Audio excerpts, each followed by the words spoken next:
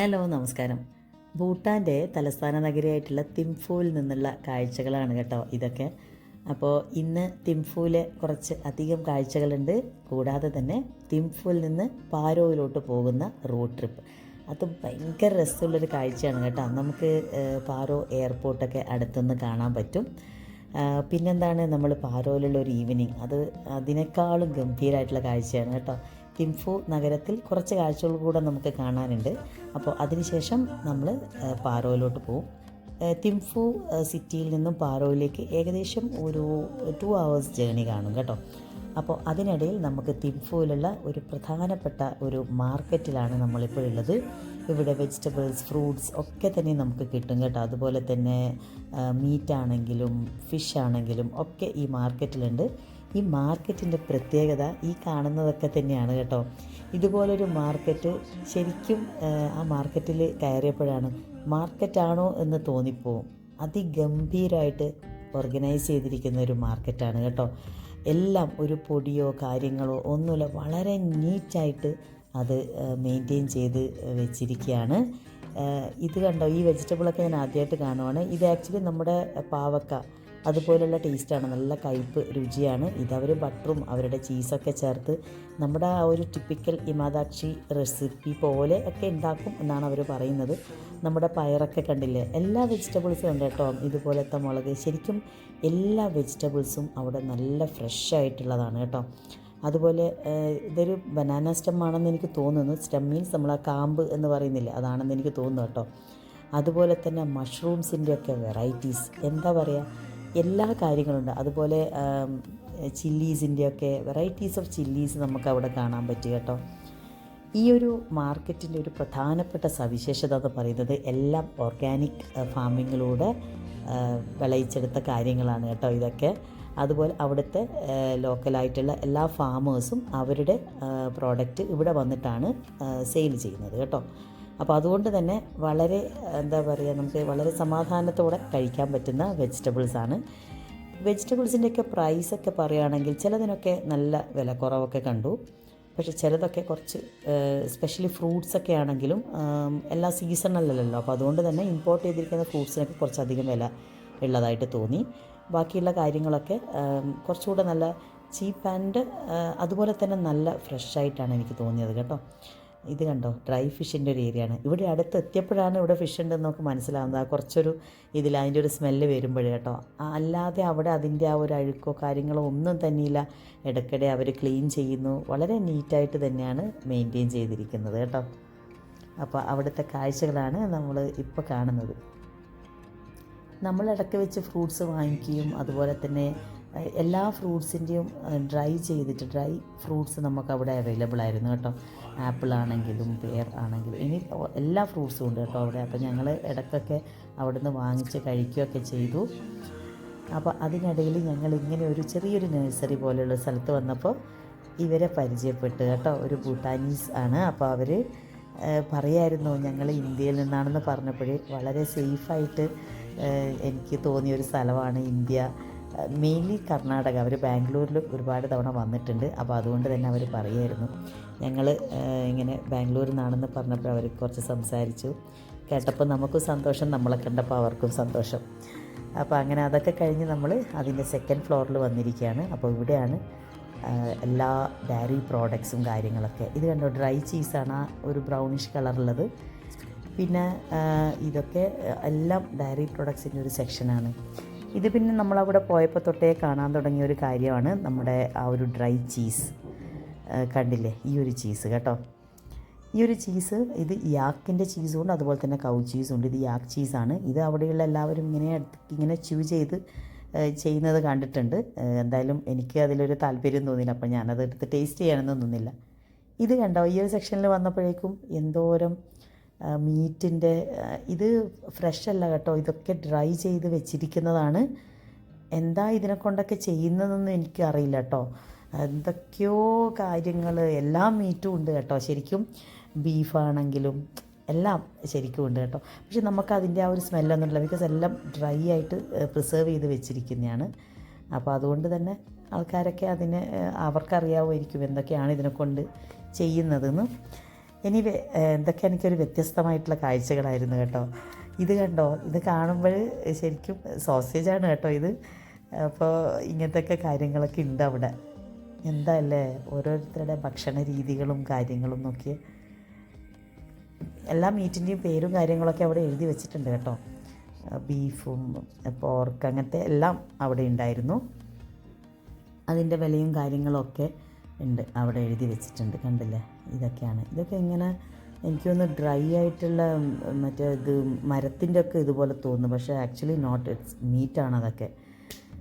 അതുപോലെ തേയിലയാണെങ്കിലും പിന്നെ ഈ ചില്ലീസിൻ്റെ ഒക്കെ വെറൈറ്റീസ് ഉണ്ടായിരുന്നു കേട്ടോ അവിടെ.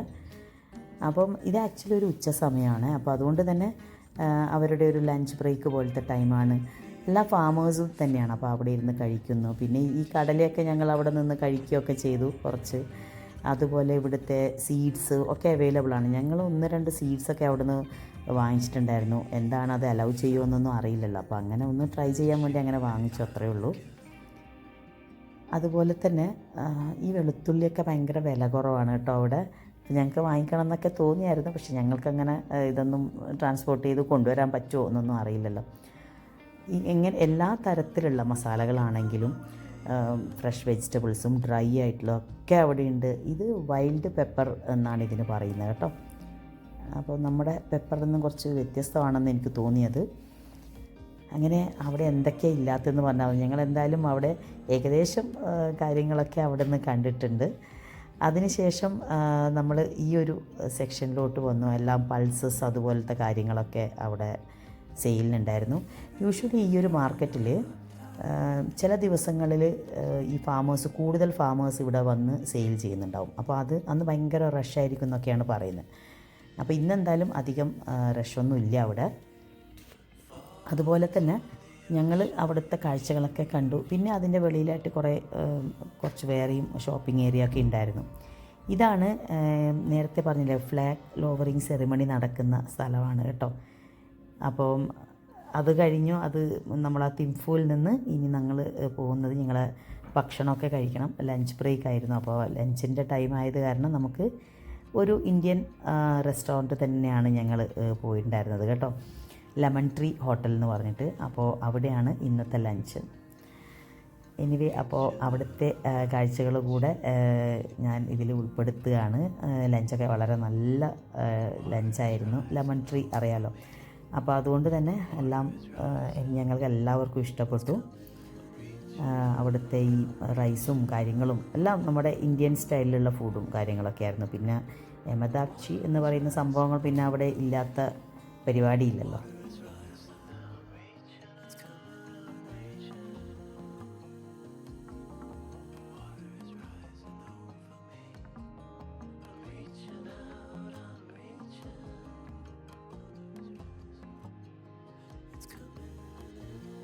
അങ്ങനെ ലഞ്ചൊക്കെ കഴിച്ചിട്ട് ഞങ്ങൾ വന്നത് ഏകദേശം 3 മണിയൊക്കെ കഴിഞ്ഞു. ടൈം കണ്ടില്ലേ. വന്നിരിക്കുന്നത് ക്ലോക്ക് ടവറിലാണ്. ഇതൊരു മീറ്റിംഗ് പോയിൻ്റാണ്. നമ്മുടെ ഗൈഡ് പറയായിരുന്നു, ഇത് പിന്നെ എല്ലാവരും മീറ്റ് ചെയ്യാൻ പറ്റുന്ന, അതായത് നമ്മൾ ഫ്രണ്ട്സിനൊക്കെ മീറ്റ് ചെയ്യുന്ന സ്ഥലങ്ങളൊക്കെയാണ്. അതൊരു എന്താ പറയുക, മെയിൻ സെൻറ്ററാണ് അതെന്ന് പറഞ്ഞു. അപ്പോൾ അങ്ങനെ അത് കഴിഞ്ഞ് അതിൻ്റെ കുറച്ച് ഇങ്ങോട്ട് വരുമ്പോഴേക്കും ഈ തിംഫു നഗരത്തിൻ്റെ ഒരു പ്രധാനപ്പെട്ട സവിശേഷത എന്ന് പറയുന്നത് ഇവിടെ ട്രാഫിക് ലൈറ്റ്സ് ഇല്ല. അങ്ങനെ ഇല്ലാത്ത ഒരു എന്താ പറയുക നാഷണൽ ക്യാപിറ്റലാണ് തിംഫു. അപ്പോൾ അതുമായി ബന്ധപ്പെട്ടിട്ട് അവിടുത്തെ വിശ്വാസങ്ങൾക്കനുസരിച്ചിട്ട് അവരത് മാറ്റിയെന്നേ ഉള്ളൂ. ഒരു ദിവസം അവരത് സ്ഥാപിച്ചിരുന്നത്ര. അപ്പോൾ അന്ന് തന്നെ അവിടുത്തെ ജനങ്ങളുടെ ആവശ്യപ്രകാരം അത് മാറ്റുകയുണ്ടായെന്നാണ് പറയപ്പെടുന്നത് കേട്ടോ. അപ്പോൾ അതിൻ്റെ ഒരു ഷോർട്ട് വീഡിയോ ഒക്കെ ഞാൻ ഇട്ടിട്ടുണ്ടായിരുന്നു, അവരുടെ ആ മൂവ്മെൻറ്റ്സ് ഒക്കെ എങ്ങനെയാണെന്നുള്ളത്. ഇനി നമ്മൾ തിംഫുവിലെ കാഴ്ചകളൊക്കെ കഴിഞ്ഞതിന് ശേഷം ഞങ്ങൾ പോകുന്നത് പാരോയിലേക്കാണ് കേട്ടോ. അതിമനോഹരമായിട്ടുള്ളൊരു റോഡ് ട്രിപ്പ് തന്നെയായിരുന്നു. പാരോ ശരിക്കും പറഞ്ഞാൽ തിംഫുവിനേക്കാളും കുറച്ചുകൂടെ ബ്യൂട്ടി കൂടുതലാണോ എന്ന് തോന്നും. അത്ര ഭംഗിയായിരുന്നു കേട്ടോ. ശരിക്കും ആ ഒരു യാത്രയും അതുപോലെ പാരോ എന്ന് പറയുന്ന ആ സിറ്റിയിലെ കാഴ്ചകളൊക്കെ വളരെ കാം ആൻഡ് ക്വയറ്റായിട്ടുള്ളൊരു സ്ഥലമാണ്. നമുക്ക് ഈ ട്രാഫിക്കോ കാര്യങ്ങളോ ഒന്നും ഇല്ലല്ലോ. അപ്പോൾ അതുകൊണ്ട് തന്നെ ശരിക്കും ഭൂട്ടാൻ എന്ന് പറയുമ്പോൾ ഞങ്ങൾ വായിച്ചറിഞ്ഞ ഭൂട്ടാൻ, അവിടെ ചെല്ലുമ്പോഴും നമുക്കുണ്ടാകുന്ന ഒരു എക്സ്പീരിയൻസ് ശരിക്കും ഞാൻ ഓരോ നിമിഷവും ഭൂട്ടാനിലത് എൻജോയ് ചെയ്യുന്നുണ്ടായിരുന്നു കേട്ടോ. ആ ഒരു യാത്രയാണെങ്കിലും ട്രാവലിംഗ് സിക്നസ്സും കാര്യങ്ങളൊക്കെ എനിക്കുണ്ടെങ്കിലും ആക്ച്വലി ഞാൻ തറലി എൻജോയ് ചെയ്തു ശരിക്കും ആ ഒരു കംപ്ലീറ്റ് ആ ഒരു റോഡ് ട്രിപ്പാണെങ്കിലും ഈച്ച് ആൻഡ് എവറി മൊമെൻ്റ് എന്ന് പറയാം ശരിക്കും. കാരണം നമ്മൾ ഭൂട്ടാൻ ഇങ്ങനെ കാണാൻ ഞങ്ങളുടെ മനസ്സിലുള്ള ആ ഒരു ഇത് വായിച്ചറിഞ്ഞതും കേട്ടറിഞ്ഞതും ഒക്കെ ആയിട്ടുള്ളതും എല്ലാം കൂടെ നോക്കുമ്പോൾ നമുക്ക് അവിടെ പോയപ്പോൾ അതിലേറെ നമ്മൾ വായിച്ചറിഞ്ഞതിനേക്കാളൊക്കെ ശരിക്കും എക്സ്പീരിയൻസ് ചെയ്യാൻ പറ്റി കേട്ടോ. അവിടുത്തെ ജനങ്ങളാണെങ്കിലും അവിടുത്തെ ആ ഒരു സംസ്കാരം എല്ലാം നമുക്ക് ശരിക്കും ഇഷ്ടപ്പെടും. കാരണം വളരെ പീസ്ഫുള്ളായിട്ട് ജീവിക്കാൻ പറ്റുന്ന ഒരു സ്ഥലം എന്ന് തോന്നി. അപ്പോൾ ആൾക്കാരാണെങ്കിലൊക്കെ വളരെ കോപ്പറേറ്റീവാണ്.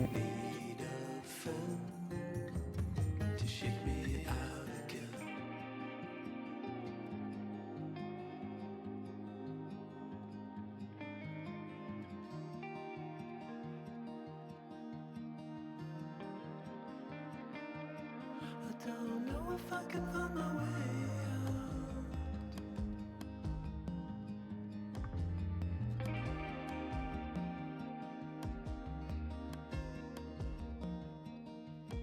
In this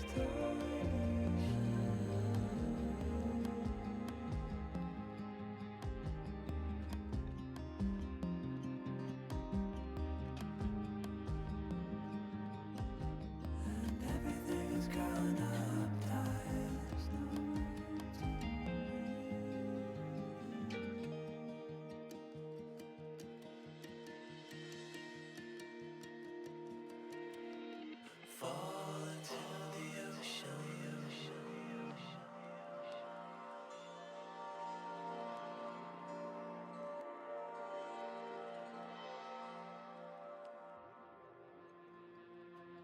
ലോകത്തിൽ തന്നെ one of the most dangerous എയർപോർട്ടിൻ്റെ സൈഡിലൂടെയാണ് കേട്ടോ നമ്മൾ യാത്ര ചെയ്യുന്നത്, Paro international airport.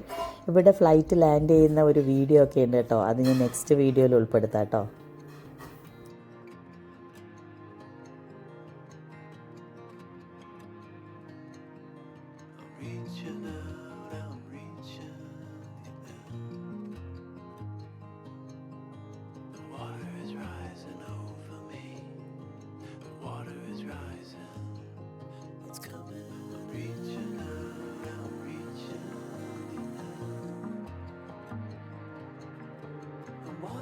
Rising over me, the water is rising. I'm reaching, it's coming, I'm reaching. The water is rising over me. I'm reaching out, I'm reaching. It's coming in. The water is rising over me. I'm reaching out, I'm reaching.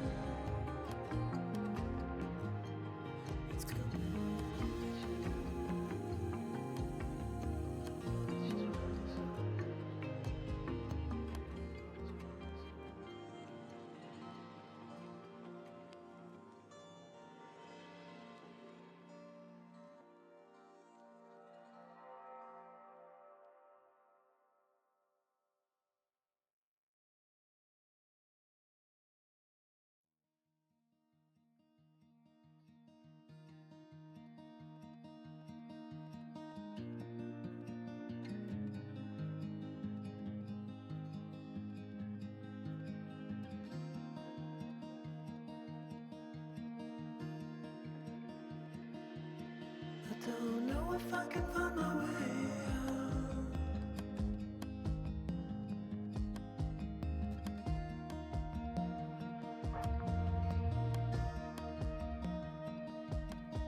I'm stuck in a prison of doubt. In this ocean,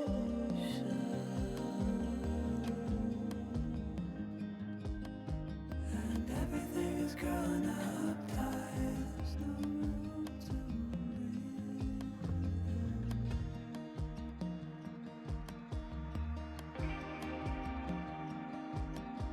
and nobody is watching at night. The water rising.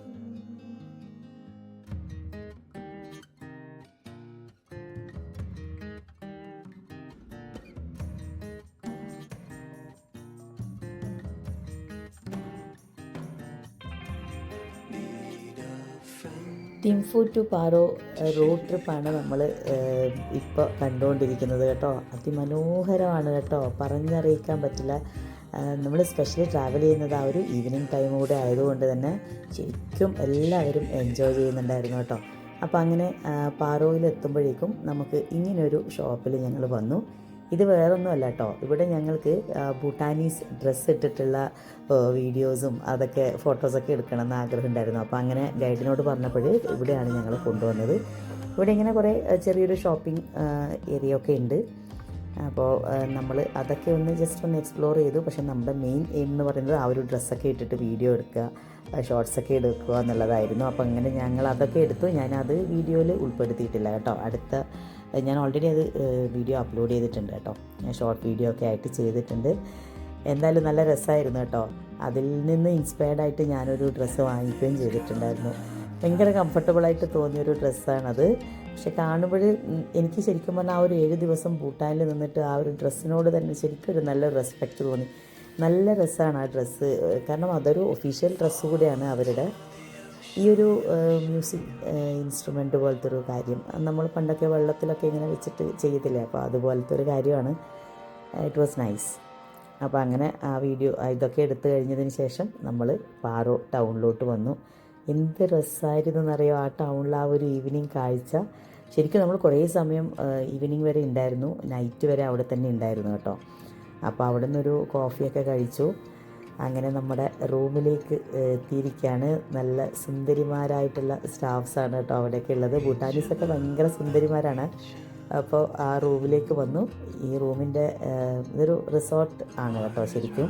ഇതിൻ്റെ മുന്നിലൂടെ ആ ഒരു നദി ഇങ്ങനെ ഒഴുകിക്കൊണ്ടിരിക്കുന്നുണ്ട്. അതിൻ്റെ ശബ്ദമാണ് രാത്രി മുഴുവനും. അതിൻ്റെ ഒരു ഭയങ്കര രസമായിരുന്നു കേട്ടോ അത് ആ ഒരു ശരിക്കും അവിടെ പോയാൽ കിട്ടുന്ന ഒരു എക്സ്പീരിയൻസ് അത് മറക്കാൻ പറ്റില്ല ശരിക്കും.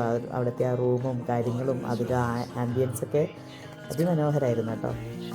അങ്ങനെ ഞങ്ങൾ പിന്നെ ഇന്ന് വേറെ യാത്രയൊന്നുമില്ല, ഇവിടെ സെറ്റിലാവണം. കാരണം നാളെ ഭൂട്ടാൻ ട്രിപ്പിൻ്റെ ഏറ്റവും പ്രധാനപ്പെട്ട ഒരു ദിവസമാണ് ശരിക്കും. അപ്പോൾ അതുകൊണ്ട് എല്ലാവരും അതിനു വേണ്ടി റെഡിയാവുകയാണ് കേട്ടോ ശരിക്കും. ഇന്ന് ഫുൾ റെസ്റ്റ് എടുത്തിട്ട് വേണം നമുക്കതിന് പോകാൻ. അപ്പോൾ നമുക്കെല്ലാ റൂമിലും പോകുമ്പോഴേക്കും നമുക്ക് ഭൂട്ടാനിൽ നമുക്ക് അവിടുത്തെ വൈഫൈ അതിൻ്റെ പാസ്വേഡും കാര്യങ്ങളൊക്കെ തരും കേട്ടോ. അപ്പോൾ അതുകൊണ്ട് തന്നെ നമ്മൾ ആക്ച്വലി വേറൊരു സിം എടുക്കാനോ ഒന്നും നിന്നിട്ടുണ്ടായിരുന്നില്ല. നമുക്ക് എല്ലാം അവൈലബിൾ ആയിരുന്നു. പിന്നെ നമുക്ക് ഡേ ടൈമിൽ അതിൻ്റെ ആവശ്യം വരുന്നില്ല. ബിക്കോസ് നമ്മളത് സൈറ്റ് സീയിങ്ങും ഒക്കെ ആയിട്ട് ശരിക്കും നമ്മൾ ബിസിയാണ്. പിന്നെ നമുക്ക് ഒരു നെറ്റ്വർക്കിൻ്റെ ആവശ്യം തോന്നിയിട്ടേ ഉണ്ടായിരുന്നില്ല. അതുപോലെ തന്നെ നമുക്ക് ഭൂട്ടാനിലും ഇന്ത്യയിലും ചെറിയൊരു ഹാഫ് ആൻ അവറിൻ്റെ ഡിഫറൻസ് ടൈമിംഗ് ഒക്കെ ഉണ്ട് കേട്ടോ. അപ്പോൾ അങ്ങനെ നമ്മൾ ഭക്ഷണം കഴിക്കാൻ പോവുകയാണ്. ഇവിടുത്തെ തന്നെയുള്ള റെസ്റ്റോറൻറ്റിൽ തന്നെയാണ് പോകുന്നത്. നല്ല ഭക്ഷണമായിരുന്നു. എനിക്ക് ഭൂട്ടാനിൽ പോയിട്ട് ഭക്ഷണത്തിന് യാതൊരു ബുദ്ധിമുട്ടും തോന്നിയിട്ടുണ്ടായിരുന്നില്ല കേട്ടോ. അപ്പോൾ അങ്ങനെ ഭക്ഷണമൊക്കെ കഴിച്ച് നമ്മൾ നേരത്തെ റെസ്റ്റ് എടുത്ത് പോവുകയാണ്, കിടക്കുകയാണ്. നാളെ വളരെ പ്രധാനപ്പെട്ട ഞാൻ നേരത്തെ പറഞ്ഞതുപോലെ ഒരു ദിവസമാണ് കേട്ടോ. ആക്ച്വലി വലിയൊരു ഡ്രീമായിരുന്നു അങ്ങനെ ഒരു കാര്യം ചെയ്യണം എന്നുള്ളത്. So see you in the next video. Thank you.